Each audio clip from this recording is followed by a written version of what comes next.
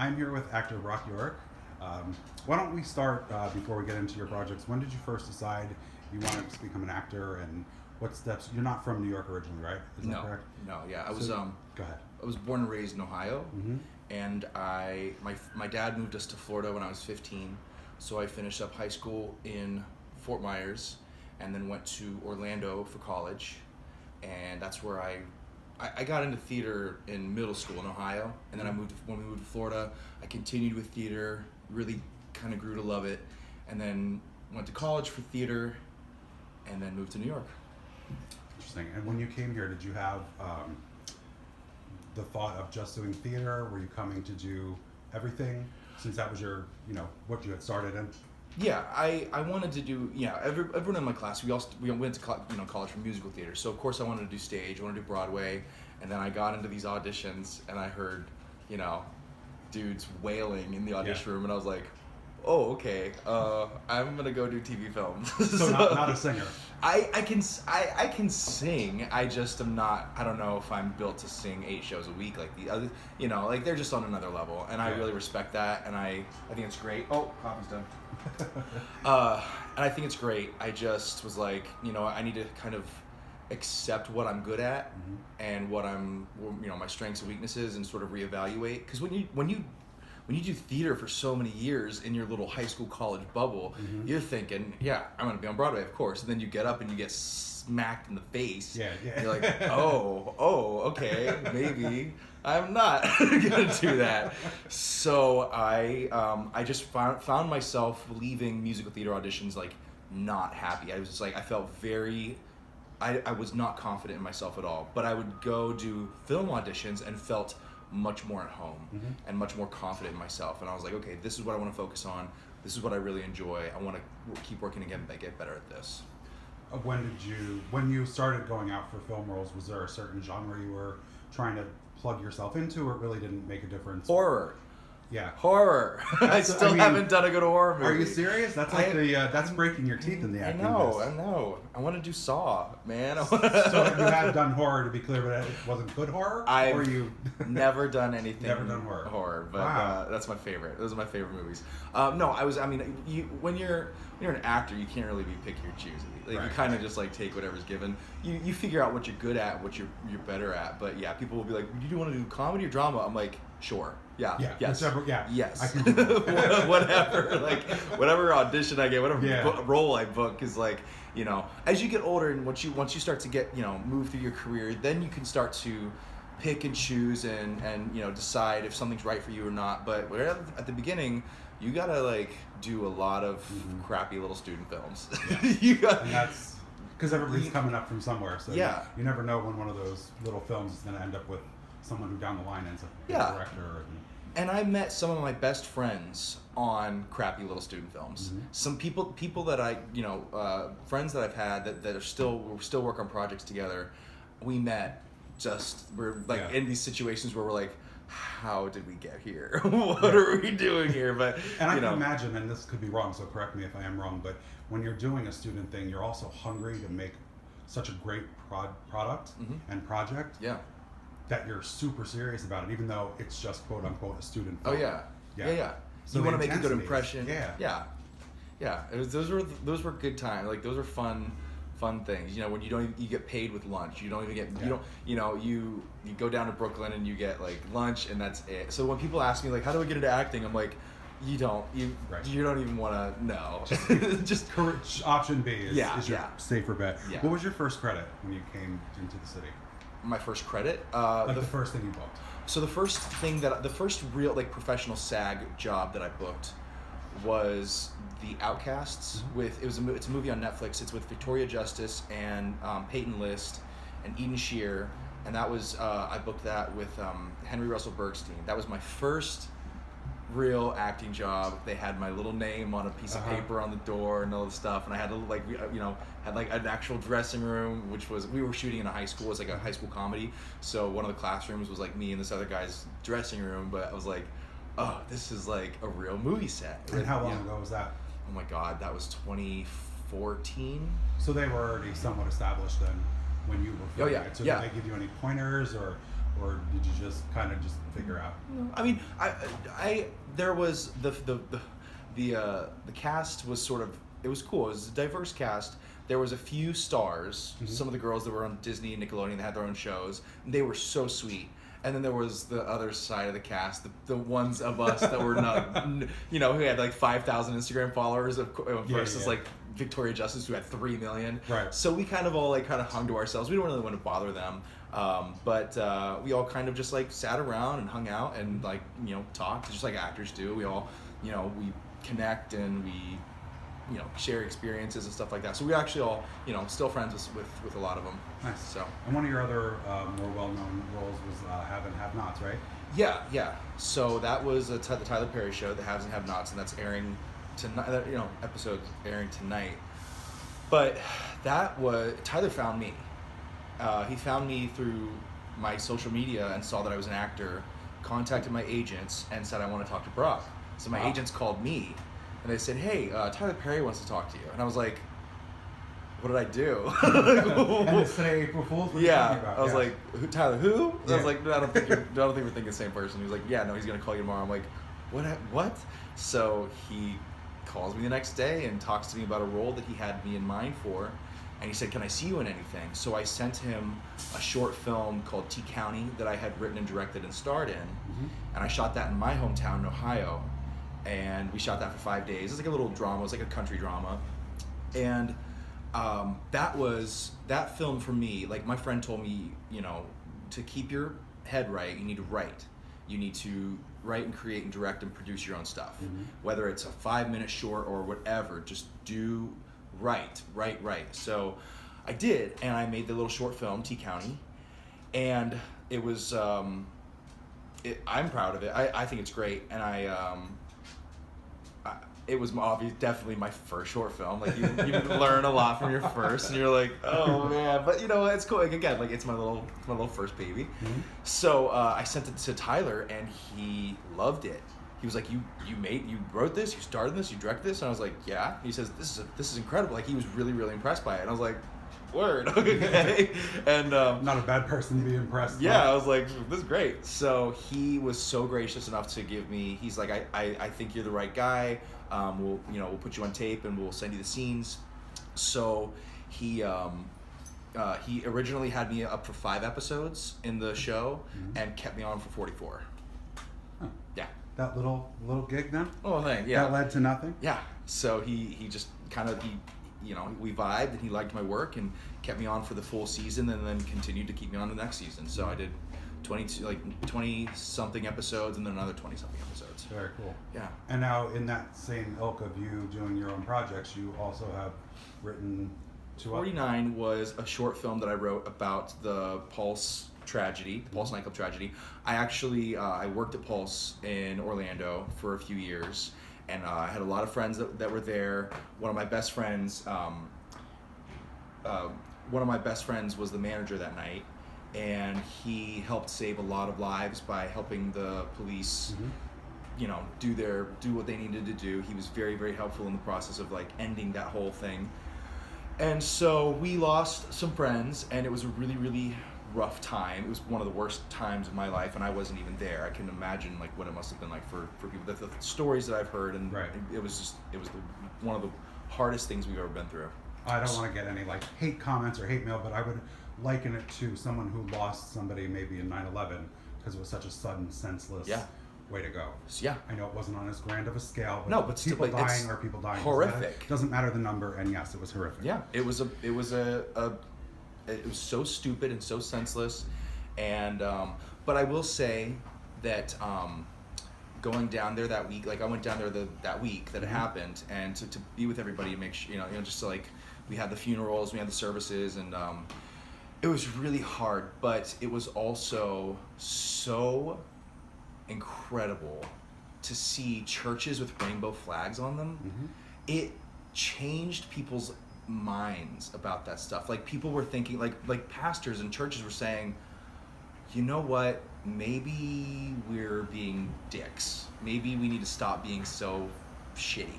And the people, like when we went out to the night, like to the clubs and the bars, and we were like, everybody was really together in solidarity for that. And the things that I saw, people hugging and holding each other and crying, it was just like, oh my God, like it was so beautiful.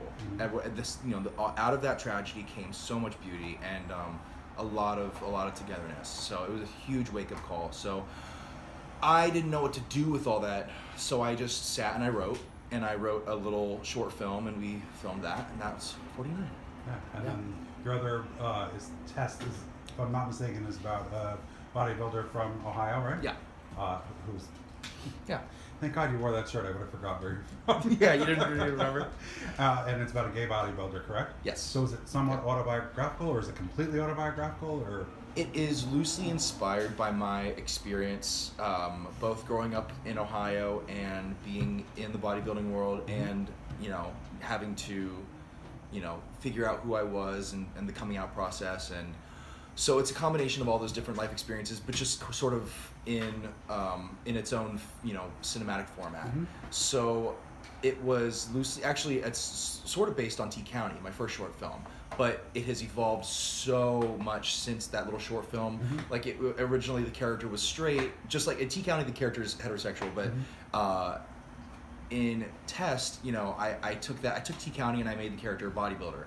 And then my friends said, this is okay, Brock, this is a cool movie, but like, what's your story?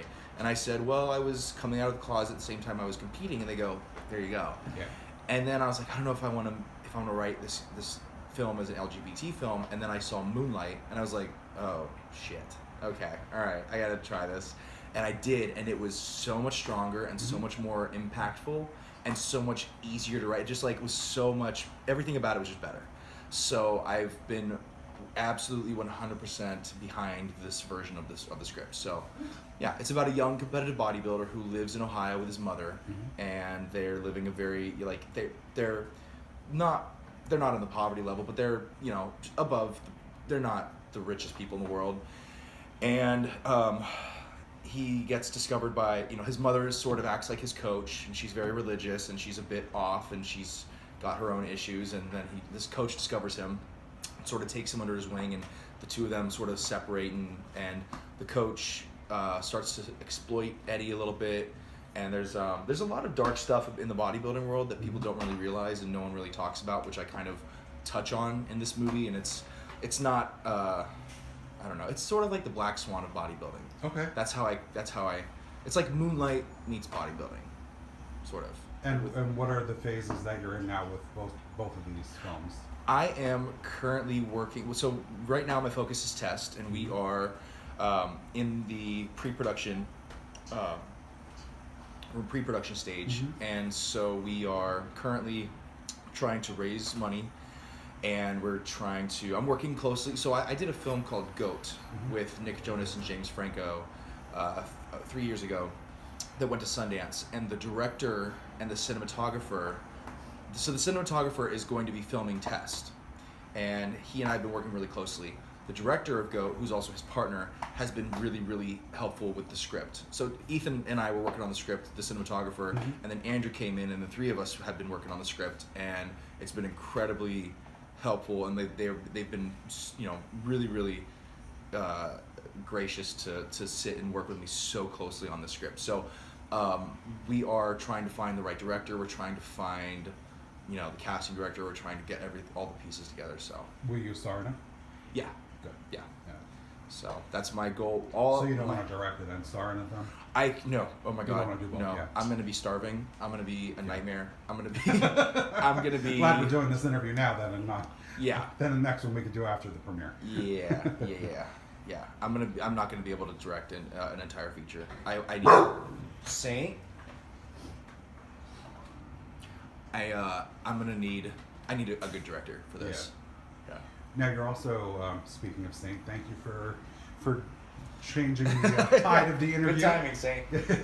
You're also a very strong advocate and proponent of fostering dogs. And, yes. And also, I assume, by going and rescuing dogs as well. Yes. So talk a little bit about what got you into that. I don't know. I don't really know. I was raised with a lot of dogs. By when my family, we lived out in the country, and we would rescue a lot of dogs. We had Rottweilers, we had Brittany Spaniels, but we also like rescued many dogs. And so I've been around dogs my entire life, and I've seen them come, I've seen them go. My dad would train foster dogs. He would train like dogs from in the shelters to be adopted by families. So that's sort of always been in my blood. And recently I've just been, since my audience has been growing, my social media has been slowly growing, and I think that you can either use it to take bathroom selfies, or you can use it to promote a good cause. Agreed. And for me, it's a trigger for me. I think dogs, there's not enough people rescuing, in my opinion. I just think like it's just something that I really, really feel strongly about. What I like about you is you don't necessarily shy away from being stern with people when they voice an opinion. I was watching one of your Instagram lives the other day, and you kind of were stern with someone who wasn't getting what you were trying to say. Yeah. And I think that's kind of bold of you and brave of you, because people could be watching and saying, "Wow, this guy's such a dick. Why are we following him?" So I don't really care. Yeah, I know you don't care. Yeah. I'm just saying. Yeah, no, I'm saying like I don't. Yeah, you're right. People do say that. I hear Yeah. that all the time. They're like, "Brock, like calm down." I'm like, no, I'm not gonna calm down. I would think that there's also a stereotype, because you're a bodybuilder and you are gay, that you should be acting a certain way and that you don't fit the stereotype. Yeah. Which is also ridiculous. Yeah. Have you come across that in your career? Like that you're too straight, quote unquote, or too butch or whatever. No one's called me too straight or too butch. You must be butch enough for the Not when don't put on Beyonce, don't put on Lady Gaga. You will not say that. You will not say that. It's just not the right setting. Yeah, right? I'm. It's so funny you say that, because like if I sit down and watch RuPaul's Drag Race, I'm like, it's like the gay Super Bowl for me. No, I am not. I would not say I'm too butch. I am who I am. I think the whole. I don't know. I think we all are instilled with a lot of homophobia. I know that I'm not homophobic. I know that it's in me, and I know that comes from my entire life being taught that that's wrong. Right. And I try to catch myself with it, because we all do stuff like that. We all are homophobic in certain things that we might say, or certain things that we might feel. And I'm really trying to learn how to catch myself with that and sort of become open. I see people like, that's why I think I love drag queens so much, because they sort of they represent something in me that I'm scared to let out and scared to express. And I think that's the whole. That's why everyone loves. Right. I think when you're coming out too, you are at your most homophobic.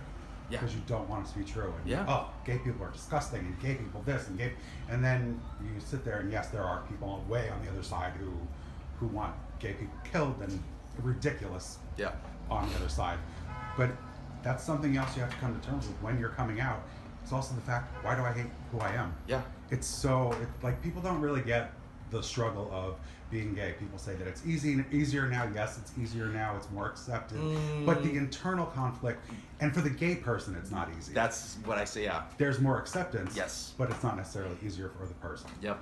Yeah, exactly. It's like it's not any easier for the individual to accept it in themselves. It's yes, like there's more support outside, but it is still an extremely terrifying thing to do, whether we're back then or today. I don't know. I mean, I didn't come out back in 1950, 60, 70. I have no idea. I can't speak to that. All I know is that it was terrifying for me to come out, and that was 10 years ago. That was 2009. So, when I hear people saying like it's not that big of a deal anymore, I'm like, don't diminish people's problems, people's things like that. It is very, very difficult. Everybody has something that's a big deal to them. Yeah. You can't say that with any certainty unless you're saying it about yourself. Yeah. So, Test is your full focus right now, right? Yes. Yeah. Test is my baby, and I tell people when people ask me about it, I say, if I don't act in another production, and if I don't write another movie or anything like that, I have to make Test. It's just my life. It's my calling. Do you feel more fulfilled when you are the creator versus when you are acting someone else's words, or is it about equal? I think... Or a different sort of...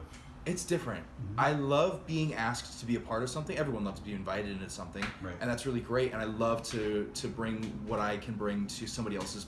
And it's like it's validating. It's really it's a great thing to be involved in something, and just be able to sit back and like let them do all the work, and you just have to show up and say the lines and hit your mark.